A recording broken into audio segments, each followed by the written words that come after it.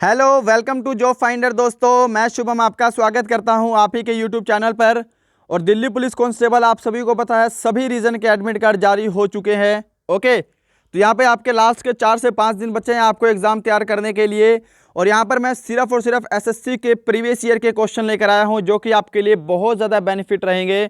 आपको लास्ट के टाइम में जितनी प्रैक्टिस हो सके, जहाँ से बेस्ट कंटेंट मिल सके, आपको उतनी प्रैक्टिस करनी है। और साथ साथ मैं आपको ये बताना चाहूँगा कि डेली आपको 1 या फिर 2 मॉक टेस्ट जरूर लगाने हैं, वो भी बिल्कुल फुल लेंथ के। 1 या 2 मॉक टेस्ट आपको लगाने ही लगाने हैं बिल्कुल फुल लेंथ के, तभी आपकी तैयारी जो है बिल्कुल पटरी पर आ पाएगी और आपको एग्जाम में क्वेश्चन को कम समय में अटेम्प्ट करने का कॉन्फिडेंस मिल पाएगा। ठीक है, आप सब जानते हैं कि दिल्ली पुलिस कांस्टेबल एग्जाम 27 नवंबर से स्टार्ट होने वाला है। 27 नवंबर से लेके 14 दिसंबर तक आपका एग्जाम चलेगा। एग्जाम पैटर्न आपको स्क्रीन पर दिख रहा है। इसी एग्जाम पैटर्न पर 100% free all India mock test by Pratiyogita Mantra for Delhi police exam aspirants Unacademy कल कंडक्ट कराया जाएगा, यानी कि 24 नवंबर एट 10 AM सुबह 10 बजे कल ये आपका टेस्ट होगा और ये 100% फ्री है आप सभी के लिए। इसी टेस्ट का शाम को 4 बजे एनालिसिस कराया जाएगा जिसमें सारे क्वेश्चन सॉल्व कराए जाएंगे। ये भी 100% फ्री है आपके लिए। आपको कुछ भी नहीं करना है, बस टेस्ट में एनरोल करना है ताकि आपको नोटिफिकेशन आ जाए जब टेस्ट स्टार्ट होगा। इस ऑल इंडिया मॉक टेस्ट में एनरोल करने के लिए आपको नीचे डिस्क्रिप्शन में लिंक दिया गया है, आप उस लिंक पर क्लिक करिएगा। क्लिक करते ही आपको एनरोल नाउ का ऑप्शन मिल जाएगा, आप उस पर प्रेस करके एनरोल कर सकते हैं। ध्यान रहे, ये जो ऑल इंडिया मॉक टेस्ट है ये 100% फ्री है और एग्जैक्ट दिल्ली पुलिस के एग्जाम पैटर्न पर बेस्ड होगा। आप सभी इसमें एनरोल करके कल सुबह 10 बजे इस टेस्ट को जरूर लगाइएगा और शाम को 4 बजे इसका एनालिसिस जरूर अटेंड करिएगा। Let's crack it. पहला क्वेश्चन है आपके सामने स्क्रीन पर, जल्दी से आपको आंसर देना है फटाफट से कमेंट बॉक्स में। पहला प्रश्न आपके सामने है, लो जी फटाफट से सोल्व करेंगे। ए और बी एक काम को 250 रुपये में करने की जिम्मेदारी लेते हैं। ए उस काम को अकेले 5 दिन में करता है और बी उस काम को अकेले 15 दिन में कर सकता है। वे सी की मदद से काम को 3 दिन में पूरा कर लेते हैं। यदि सभी को कार्य के अनुपात में पारिश्रमिक मिलता हो तो सी को कितनी राशि मिलेगी? Got it? फटाफट से आपको आंसर देना है। यदि आपको समय चाहिए तो आप वीडियो को पॉज कर लीजिएगा। हम बढ़ते हैं सॉल्यूशन की तरफ। तो देखो, ए और बी को टोटल राशि कितनी मिल रही है? यहाँ पे 250 रुपये मिल रही है ना। बट यहाँ पे क्या होगा, बाद में बोल रहा है कि तीनों में विभाजित हो जाएगी उनकी पारिश्रमिक के अनुसार, तो इस 250 का कोई मतलब नहीं है 2 में। अब देखो, ए क्या है, किसी काम को कितने दिन में करता है? 5 दिन में करता है। बी उस काम को अकेले 15 दिन में कर सकता है, परंतु सी की मदद से यानी कि तीनों ए बी और सी तीनों है ना, तीनों मिलकर काम को कितने दिन में करते हैं? 3 दिन में करते हैं। अब यहाँ पर आपको टोटल वर्क निकालना पड़ेगा जिससे हमको इनकी क्षमता पता लगेगी। टोटल वर्क कितना होगा? इनका एलसीएम जो कि 15 होगा। 5 तिया 15, 15 एकम 15, 3 पंजे 15। अब देखो, यहाँ पे आपको सी की राशि निकालनी है तो सी की क्षमता आपको पता होनी चाहिए। ए और बी की क्षमता टोटल कितनी है? 4 है। तीनों की कितनी है? 5 है। तो 5 में से 4 घटा देंगे, सी की क्षमता कितनी आ जाएगी? 1 आ जाएगी। समझ पा रहे हो ना? आपको निकालनी है सी की राशि। अब यहाँ पर देखिएगा कि तीनों की क्षमताएं कितनी है जी? 5 हैं, है ना। बाद में बोल रहा है कि सभी को कार्य के परिभाषित मिलता है, तो तीनों की क्षमताएं 5 हैं और तीनों को 250 रुपये मिलेंगे। इसका मतलब एक रेशो का मान कितना होगा? यहाँ पे 50 होगा। ओके, और यहाँ पे आपका सी का रेशो भी कितना दे रखा है? 1 दे रखा है और 1 का मान कितना आया है? 50 आया है। तो 50 आपका करेक्ट आंसर होगा। सी को यहाँ पे 50 रुपये मिलेंगे क्योंकि सी की क्षमता का अनुपात 1 है। समझ पाए हो? चलें आगे। ये सभी की सभी आपके एसएससी में पूछे गए प्रीवियस ईयर के क्वेश्चन हैं, सभी की सभी। सोचा कि आपकी लास्ट वीक में प्रैक्टिस हो जाए अच्छे से। चलो, नेक्स्ट क्वेश्चन आपके सामने इस तरह से, एक विक्रेता ने 900 रुपये में एक वस्तु खरीदी और सूची मूल्य इस प्रकार निर्धारित किया कि 10% छूट देने के बाद उसे 20% का लाभ हो, तो सूची मूल्य क्या होगा? तो सूची मूल्य होता है यानी कि अंकित मूल्य, एमपी मार्क प्राइस, है ना, जिसको एमआरपी भी बोलते हैं। अब कहीं पर भी आपके सामने ऐसा क्वेश्चन एग्जाम में आए, ध्यान रखना, आपको मैं डायरेक्ट सूत्र बता रहा हूं, सीपी अपॉन एमपी का। CP बटे MP बराबर कितना होता है 100 माइनस लॉस या फिर डिस्काउंट परसेंट और 100 प्लस प्रॉफिट। ये आपको हमेशा ध्यान रखना, इतना सा सूत्र। ओके, अब देखो CP क्या दे रखा है आपको, 100 माइनस डिस्काउंट या फिर 100 माइनस लॉस होगा। लॉस कितना हो रहा है, 10% की छूट दे रहा है, तो CP हो गया 90।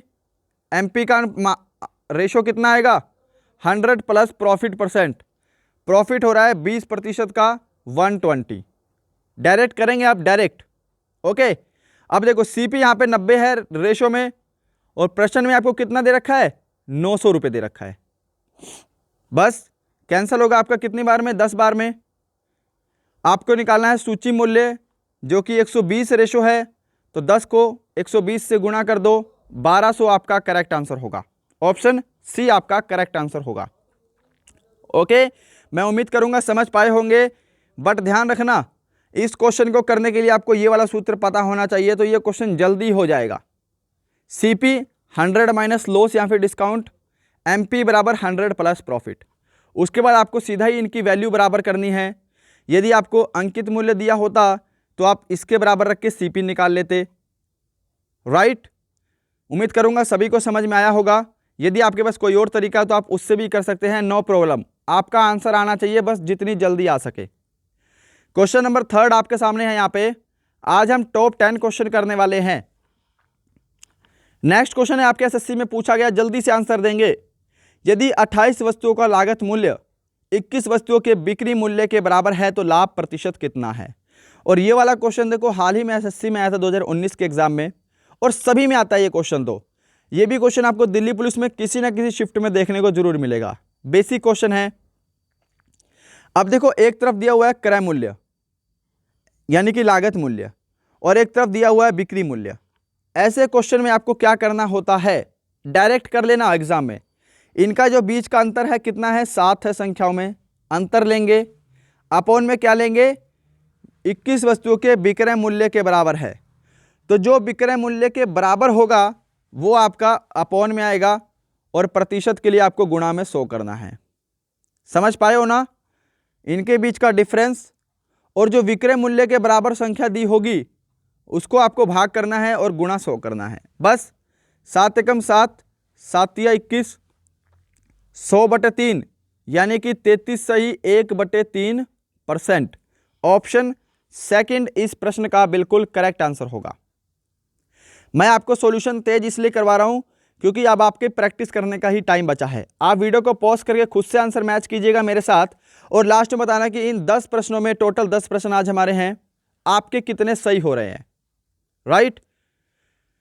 बढ़े आगे, चलो क्वेश्चन नंबर 4 आंसर दो फटाफट से। दो संख्याएं 3:5 के अनुपात में हैं। यदि इन दोनों में 6 जोड़ दिया जाए तो अनुपात 2:3 हो जाता है, तो वे संख्याएं क्या हैं। सिंपल, देखो सॉल्यूशन करते हैं इसका फटाफट से। अगर आपको समय चाहिए तो वीडियो को रोकिएगा।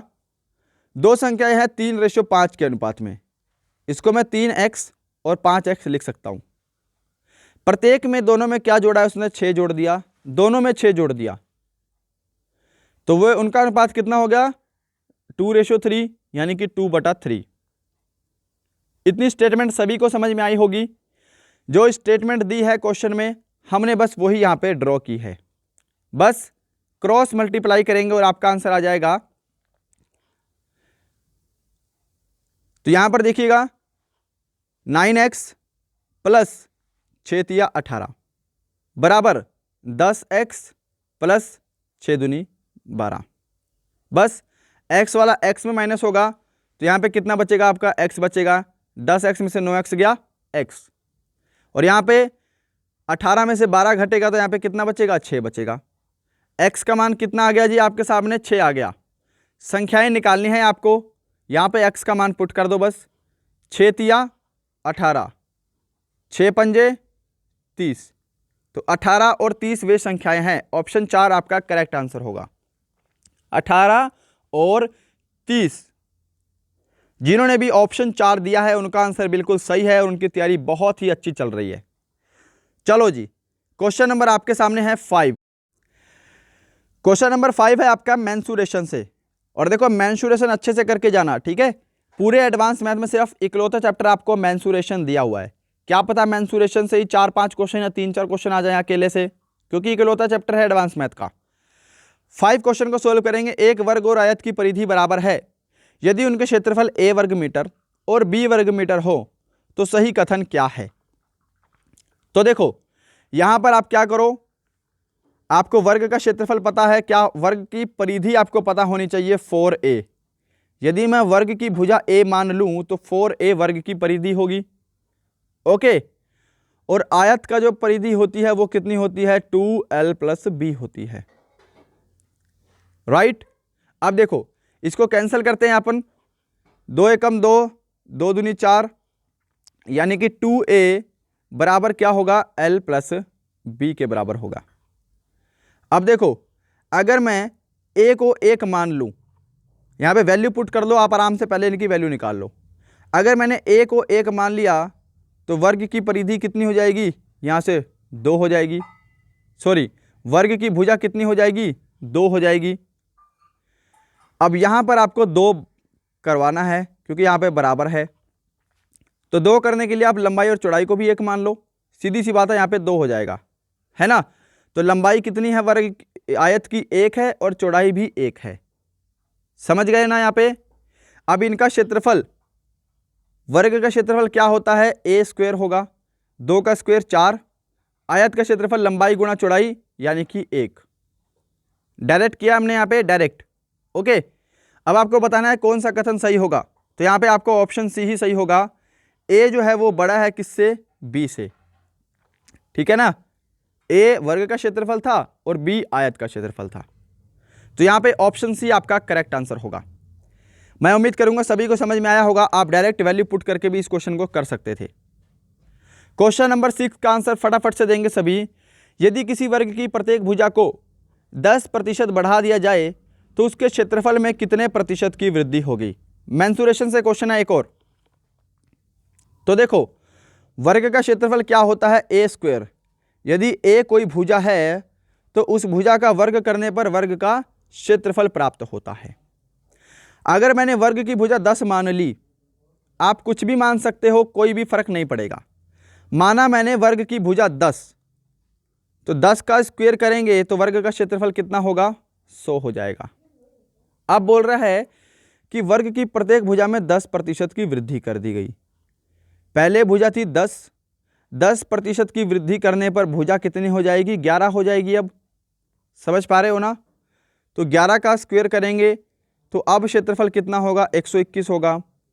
क्षेत्रफल में कितने प्रतिशत की वृद्धि हुई है, पहले 100 था, अब हो गया 21, 21% की क्या हुई है, वृद्धि हुई है। ऑप्शन 4 आपका राइट आंसर होगा। मैं उम्मीद करूंगा सभी को समझ में आया होगा ये वाला क्वेश्चन भी। चलो क्वेश्चन नंबर 7 है आपके सामने, जल्दी से आंसर देना है। एक आयत जिसकी एक भुजा 4 सेंटीमीटर लंबी है, एक 5 सेंटीमीटर व्यास वाले वृत्त में अंकित है, आयत का क्षेत्रफल ज्ञात करो। तो देखो यह है आपके सामने एक वृत्त, मेंसुरेशन का टॉपिक है ये सिर्फ, ओके। यह है आपके सामने एक वृत्त, इसके अंदर क्या बना हुआ है, एक आयत बना हुआ है। इस वृत्त के अंदर एक क्या है, आयत है, ओके। कोने टच करवा लेना भाई अपने आप, राइट। देखो ये आयत बना हुआ है, आयत की लंबाई आपको दे रखी है कितनी, आयत की एक भुजा दे रखी है आपको 4, ओके। वृत्त का व्यास कितना दिया हुआ है, 5 दिया हुआ है। अब देखो ये वृत्त का व्यास है, ओके, और ये इस आयत का क्या बन गया, कर्ण बन गया। तो आयत की चौड़ाई निकल सकती है ना, सिंपल सा सूत्र आपको पता है, पाइथागोरस। कर्ण का स्क्वायर बराबर क्या होता है, लंब का स्क्वायर प्लस आधार का स्क्वायर। कर्ण का स्क्वायर करेंगे 5 का स्क्वायर 25, ठीक है। लंब का स्क्वायर हमको निकालना है, आधार कितना है 4, यानी कि 16 हो जाएगा। तो 16 इधर जाके 25 में माइनस होगा, तो यहां पर देखिएगा एल स्क्वायर का मान कितना आ जाएगा, 9 आ जाएगा। तो यहां से एल की वैल्यू कितनी आ जाएगी, 3 आ जाएगी। समझ पा रहे हो ना। तो यहां से आपकी जो लंबाई है, लंबाई कह रहा हूं, जो आपकी चौड़ाई है, लंब है, वो कितना हो गया, 3 हो गया। बस आपको निकालना है आयत का क्षेत्रफल कितना होगा। अब मैं इन सबको रफ नहीं करते, यहीं पे कर लेते हैं। आयत की लंबाई कितनी है? आयत की लंबाई है आपके सामने 4, चौड़ाई आपको पता लग गई कितनी, 3। आयत का क्षेत्रफल क्या होता है? लंबाई गुणा चौड़ाई होता है। तो 4 तिया 12 आपका सही आंसर होगा। ऑप्शन सेकंड आपका करेक्ट आंसर होगा। मैं उम्मीद करूंगा ये भी सभी को समझ में आया होगा। ओके, चलो क्वेश्चन नंबर 8 आपके सामने स्क्रीन पर। किसी राशि पर 10% वार्षिक दर से 2 वर्ष का चक्रवृद्धि ब्याज 525 है। उसी राशि पर दोगुने समय के लिए वार्षिक दर पर प्रतिशत आधी होने पर साधारण ब्याज कितना होगा? समय दोगुना करना है और दर आधी करना है, फिर आपको साधारण ब्याज निकालना है। तो देखो, पहले आपको मूलधन पता होना चाहिए। अब मैं इसको आपको दूसरे तरीके से बताऊंगा, जो कि होता है प्रिंसिपल रेशो अमाउंट। ओके, तो इसके लिए आपको क्या करना है, ये जो दर है इसको पहले फ्रैक्शन में चेंज करना है। तो 10% का फ्रैक्शन होता है 1/10। अब ये 10 जो है ये आपका प्रिंसिपल हो जाएगा, और इसमें हम 1 जोड़ देंगे तो ये 11 क्या हो जाएगा? आपका अमाउंट हो जाएगा। अमाउंट यानी कि मिश्रधन। ओके, समय आपको 2 वर्ष का दिया हुआ है, तो इसका स्क्वायर कर दो। तो प्रिंसिपल का रेशो 100 है और अमाउंट का रेशो कितना है? 121 है। ओके, अब देखो, ये है प्रिंसिपल, ये है अमाउंट। इनकी रेशो में जो अंतर होगा वो क्या होगा? आपका चक्रवृद्धि ब्याज होगा। तो यहाँ पे रेशो में अंतर कितने का है? 21 का अंतर दे रखा है। तो चक्रवृद्धि ब्याज का रेशो 21 है, और क्वेश्चन में आपको चक्रवृद्धि ब्याज दे रखा है कितना? 525। ओके, तो कैंसिल करो, 21 दूनी कितना होता है? 42 होता है। 105 यहाँ पे 25 बार में कट जाएगा, है ना। 21 दूनी 42। ओके, तो यहाँ पे एक रेशो का मान कितना आ गया? 25 आ गया। हमको पहले प्रिंसिपल निकालना पड़ेगा। प्रिंसिपल का मान कितना है? 100 है। तो 25 को 100 से गुणा करेंगे तो प्रिंसिपल कितना आ गया? यहाँ से 2500 आ गया। यहाँ से प्रिंसिपल आपका 2500 रुपये आ गया। ओके, तो इस सभी को मैं रफ कर देता हूँ। पहले हमने प्रिंसिपल निकाल लिया। मैं उम्मीद करूँगा ये भी तरीका आपको समझ में आया होगा, कुछ लोगों को आता भी होगा। रफ करते सभी के सभी क्वेश्चन को। अब देखो, प्रिंसिपल है आपका 2500 रुपये, ठीक है। राशि समय 2 गुणा करने पर, पहले समय 2 वर्ष का था, समय 4 वर्ष कर दिया, और दर जो है आधी करनी है, दर 5% कर दी, और इंटू 100, है ना। मूलधन गुणा दर गुणा समय बटे में 100। 0 से आपकी 0 कट गई। 25 चौके 100, 100 को 5 से गुणा करेंगे तो कितना आएगा? 500 आपका राइट आंसर होगा। ऑप्शन सी आपका बिल्कुल करेक्ट आंसर है। क्या सभी लोग समझ पाए हो? क्योंकि अब क्वेश्चन को समझाने का समय नहीं है, मैं फिर भी आपको बहुत ही बेसिकली से समझा रहा हूँ, आराम से, क्योंकि आपका प्रैक्टिस सेट लग रहा है, आपके पास समय नहीं बचा है। तो ऐसा कोई क्वेश्चन आएगा आप कर दोगे ना? आप चाहो तो जैसे मैंने करवाया है आपको, प्रिंसिपल रेशो अमाउंट से भी आप कर सकते हो, राइट। चलो नेक्स्ट क्वेश्चन है आपका आपके सामने, क्वेश्चन नंबर 9। एक आदमी ने 4 दर्जन अंडे 24 रुपये प्रति दर्जन तथा 2 दर्जन अंडे 32 रुपये प्रति दर्जन के भाव से खरीदे। कुल अंडों पर 20% का लाभ प्राप्त करने के लिए वह अंडों को किस भाव पर बेचेगा? तो देखो, 4 दर्जन अंडे थे, 24 रुपये प्रति दर्जन के हिसाब से उसने कितने के खरीदे? उसने खरीदे हैं 96 रुपये के। नेक्स्ट केस में 2 दर्जन अंडे हैं, 32 रुपये प्रति दर्जन के हिसाब से उसने टोटल कितने रुपए दिए होंगे? 64 रुपये दिए होंगे। यदि मैं इन सभी को जोड़ दूं तो यहाँ पे 9 6 15, उसने टोटल जो है वो 150 रुपये दिए हैं भाई। अंडों पर 20% का लाभ होगा उसको, तो रुपए कितने हैं? 150 हैं, तो उसको 150 पे 20% लाभ प्राप्त होगा, है ना। उसको टोटल लाभ तो पैसों पे ही होगा ना। तो 150 का 20% कितना होता है? 30 होता है। तो यानी कि उसको 180 रुपये में बेचेगा। अब वो टोटल अंडे कितने हैं? 4 और 2 6 दर्जन अंडे हैं, 180 रुपये में वो बेच रहा है। तो आपको बताना है किस भाव पर बेचेगा। बस इसको आपको क्या करना है? भाग करना है। कुछ मिस्टेक हुई है यहाँ पे छोटी सी, यहाँ पे 16 आएगा, है ना। 6 4 10, ओके, यहाँ पे हल्की सी मिस्टेक है, माफ़ी चाहूँगा। देखो यहाँ पे आपका आएगा 160। अब 160 का आपको 20% कितना होगा, 32 होगा। 16 का 32, तो यहाँ पे आएगा 192। समझ पाए हो ना। अब देखो टोटल 192 में बेचेगा ताकि उसको 20% का लाभ हो। टोटल कितने दर्जन अंडे हैं, 6 दर्जन अंडे हैं। बस भाग कर दो, 6 तिया 18, 6 दूनी 12, 32 रुपये प्रति दर्जन आपका करेक्ट आंसर होगा। 32 रुपये प्रति दर्जन आपका बिल्कुल सही उत्तर होगा।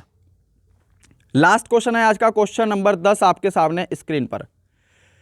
20 संख्याओं का औसत 35 परिकलित किया गया। बाद में यह देखा गया कि औसत का परिकलन करते समय एक संख्या 85 को गलती से 45 पढ़ लिया गया। सही औसत क्या है? सिंपल क्वेश्चन है, जल्दी से सॉल्व करेंगे और मेरे साथ आंसर मैच करेंगे। देखो संख्याएं कितनी है 20, इनका औसत कितना है 35। यदि मैं 20 को 35 से गुणा कर दूं तो यहाँ पर 20 संख्याओं का टोटल आ जाएगा कितना है, 700 है। करेक्ट है। अब एक संख्या क्या थी, 85 थी, कितना लिखा गया, 45 लिख लिया गया। तो कितना कम लिखा गया है, 40 कम लिखा गया है ना। तो ये जो टोटल संख्या है इसके अंदर 40 अभी भी कम है, तो 40 जोड़ देंगे तो 740 हो जाएगी टोटल संख्या। अब सही संख्या कितनी है, 740 है। सही संख्याओं का जोड़ 740 है और टोटल संख्याएं कितनी है हमारे पास, 20 हैं। अब हम इसको भाग करेंगे तो आपका यहाँ से सही आंसर आ जाएगा कितना, 2 तिया 6, 2 सत्ते 14, 37 आपका करेक्ट आंसर होगा। क्या सभी लोग समझ पाए हो, है ना। औसत क्या होता है, आंकड़ों का जोड़ बटे आंकड़ों की संख्या, है ना। टोटल कितना था, अब 740 सही टोटल है। आंकड़ों का जोड़ आंकड़ों की संख्या कितनी है, 20 है। तो बस भाग कर दो और आपका राइट आंसर आ जाएगा 37। तो गाइस यही था आज का आपका टॉपिक। बताना आपको सेट कैसा लगा। हमारे सभी एसएससी के प्रीवियस ईयर के क्वेश्चन हमने किए हैं। अगर आपको और हार्ड करना है तो कमेंट बॉक्स में बता सकते हैं कि आपको हार्ड टेस्ट चाहिए, राइट। बताना आपका स्कोर कितना था आज के टेस्ट में। मिलते हैं नेक्स्ट वीडियो में किसी और अच्छे टॉपिक के साथ। तब तक के लिए थैंक यू।